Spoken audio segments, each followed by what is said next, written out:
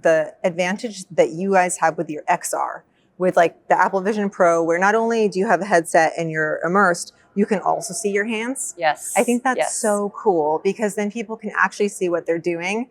And we were with some apprentices using your program, your Siemens Educates America, and they had never used the Apple Vision Pro headset before. And as soon as they put it on, all of them were just blown away and they thought it was super cool. And there is definitely something to that like excitement about the new technology that not only helps you learn more because you're like, oh, this is new, there's some novelty there, but it's also like cooler. And it's something that I think will really help us recruit younger people into the industry, which we so dearly need. And so let's talk a little bit more about that recruitment part. Let's see what Siemens is doing to like make it easier for younger people to even know that this is like an option for them to enter the electrical field.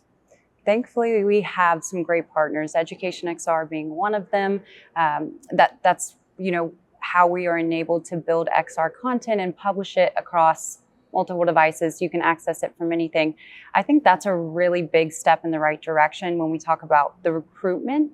So think about it 10 years ago, if it were me, you, someone had a kid and you wanted to show them an XR training course or any type of training course for electrical work, where would that have been available, right? You might be able to find something on YouTube, you might have a fun game, but when it's today, being able to be published by a manufacturer, Siemens, right? We can provide that to feasibly anybody. I have a lot of customers that actually have shown it to their children.